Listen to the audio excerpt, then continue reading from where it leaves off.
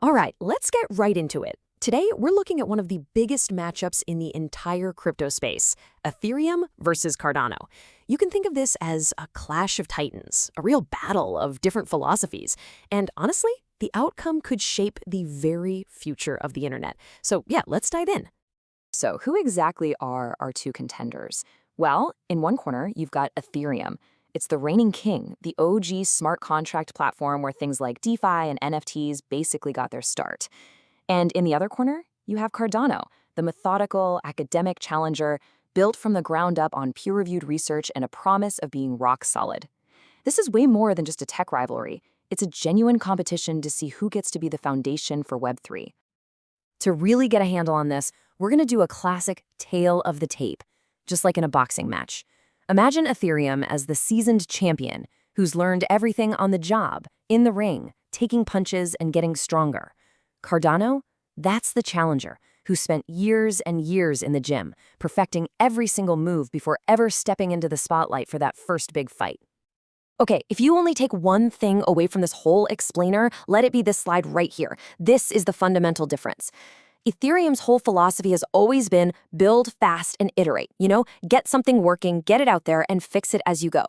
Cardano took the complete opposite approach. Measure twice, cut once. Everything is slow, deliberate, peer-reviewed, and designed to be perfect from the get-go. But here is where the plot thickens. These two massive rivals, they didn't start out as enemies. Believe it or not, they have a shared and pretty fascinating backstory. And to really understand why they're so different today, you gotta go all the way back to the beginning. Way back in 2013, a guy named Charles Hoskinson was actually one of the original co-founders of Ethereum, right alongside Vitalik Buterin. But it didn't last.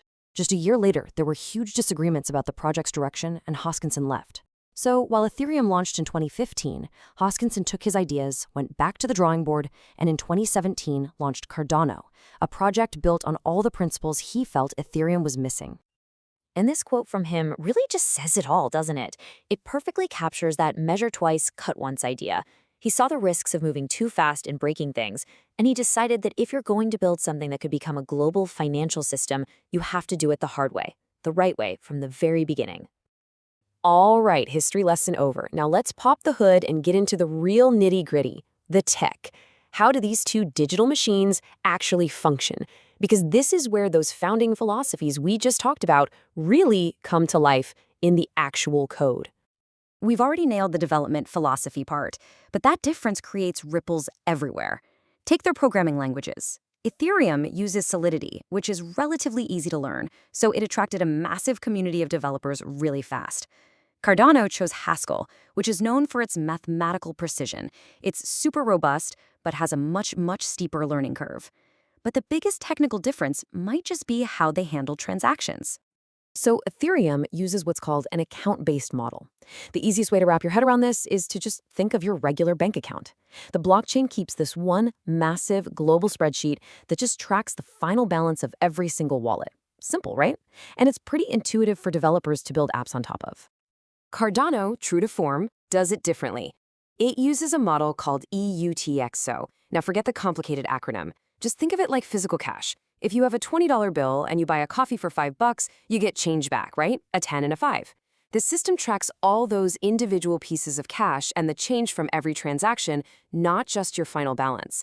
It's more complex, for sure, but the argument is that it's also more secure and predictable. Okay, next up, consensus. This is a huge one. Every blockchain needs a bulletproof way for all the computers in the network to agree on what's true, which transactions are legit and which aren't. This is the bedrock of their security, and for a long time, it was a major difference between these two. Ethereum started its life using proof of work, which you've probably heard of because it's what Bitcoin uses.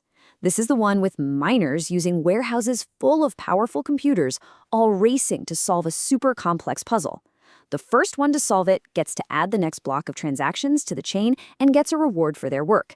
It's incredibly secure, but it uses a jaw-dropping amount of energy. Cardano, on the other hand, was built from day one using proof of stake. Instead of miners burning electricity, you have validators who lock up their own coins as collateral. They're literally putting their stake on the line to prove they'll act honestly. The network then just chooses one of them to create the next block.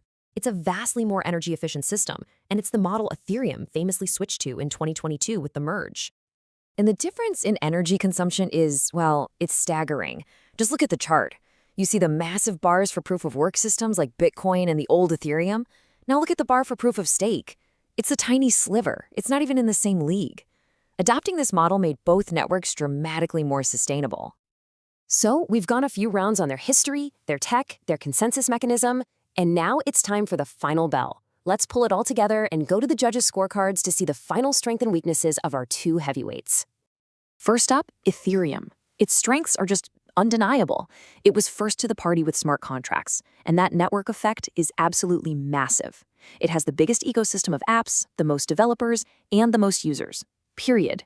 It's also been through wars, hacks, and major crises, and it's survived. It's truly battle-tested. But that comes with baggage.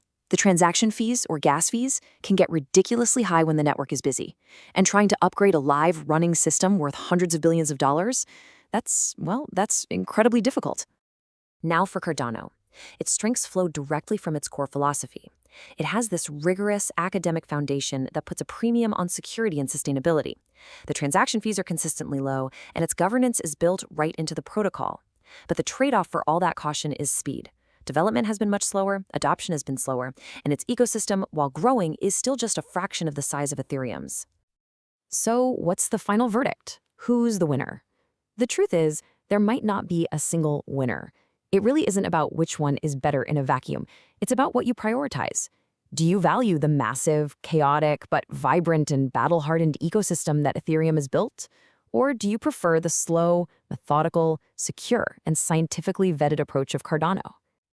And that leaves us with the ultimate question, the classic tortoise and the hare scenario. In the race to build the next generation of the internet, does the first mover who builds fast and fixes things later win the day? Or does slow and steady really win the race? The final chapter hasn't been written yet, and it is going to be fascinating to watch it play out.